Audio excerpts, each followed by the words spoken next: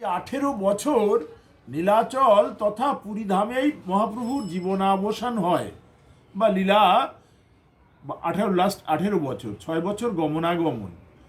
ওই 18 বছরের মধ্যে আবার 6 বছর রথাগ্রে নর্তন কীর্তন, যারা হরিনাম করে তারা নৃত্য করে, দুই হাত তুলে উদ্দণ্ড নৃত্য করে, কীর্তন করে।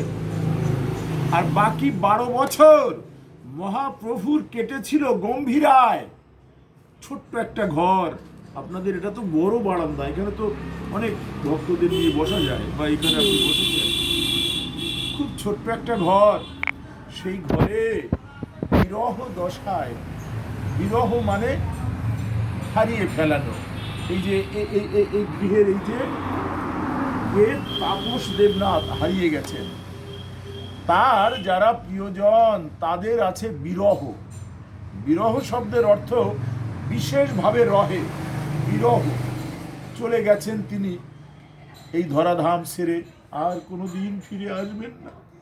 তার এই পঞ্চভূতের দেহ, আমি তো তাকে চিনতাম না, যারা আপনারা দেখেছেন চিনেছেন, বা ওনার মা জননী সর্বোপরি যিনি গর্ভ ধারণ করেছিলেন, এই জীবনে তাকে আর দেখবে না কেউ। তিনি নাই সশরীরে, কিন্তু সূক্ষ্ম শরীরে তার স্মৃতি আমাদের হৃদয়ে রয়েছে। একে বলা হয় বিরহ।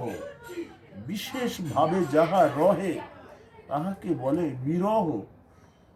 জাগতিক বিরহ আছে, কারো সাথে কারো ভালোবাসা, বন্ধুত্ব, জাগতিক লোভ লালসার বশবর্তী হয়ে মানুষ বন্ধুত্ব ভালোবাসাকে অস্বীকার করে, বিচ্ছেদ হয়ে যায়।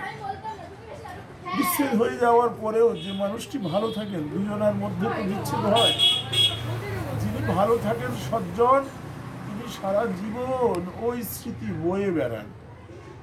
যিনি বয়ে বেড়ান তাকে বলা হয় বিরহী, আর ওই বিষয়টাকে বলা হয় বিরহ।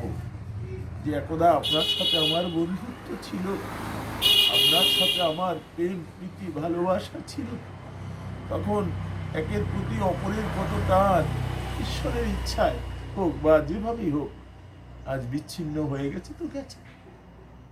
কিন্তু বিচ্ছিন্ন হওয়ার পরেও আপনি প্রিয় যদি দূরে চলে যায়, সে যে আরো প্রিয় হয় জানি।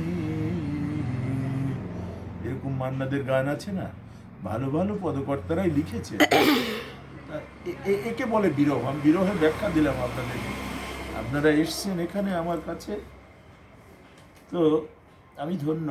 আমার রুমাল আছে তো, এই দেখুন এখানে তো তদ্রূপ মহাপ্রভু যখন নীলাচলে, তখন রায় রামানন্দ নামে এক পরম ভক্ত তথা রাজা তিনি। একে তো রাজা, কিন্তু কৃষ্ণ ভক্ত ভাই। হ্যাঁ, বেল যেমন শক্ত, পাকলে উপরটা একটু বোঝা যায় না, যখন ভেঙে ফেললে দেখা যায় ভেতরে ছাতুর মতো কত নরম মোলায়েম, কত সুস্বাদু। ওই রকম রায় রামানন্দ রাজা, চাকর বাকর নিয়ে দোলায় চড়ে স্নান করতে আসেন গোদাবরী নদীতে, দক্ষিণ ভারতে। কিন্তু হলে হবে কি, ভেতরে ভেতরে খুব কৃষ্ণ প্রেমের প্রেমিক তিনি। তো নীলাচলে মহাপ্রভু যখন অবস্থান করছেন পুরীতে, তখন আর এক ভক্ত প্রদ্যুম্ন মিশ্র তিনি গেছেন, মহাপ্রভু আমার কৃষ্ণ কথা হরি লীলামৃত শ্রবণ করার অত্যন্ত আকাঙ্ক্ষা, ইচ্ছা, আপনি আমাকে একটু কৃপা করে শোনান। নিজে না পারেন তো কারো কাছে পাঠিয়ে দিন, আমি শুনে কৃতার্থ হই। তখন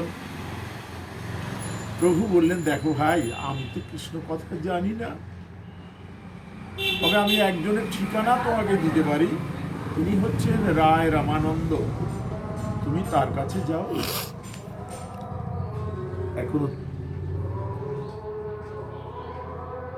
ও এ তো সবে ঘরে এলো গৌর, মানে আপনার নগর ভ্রমণ করে।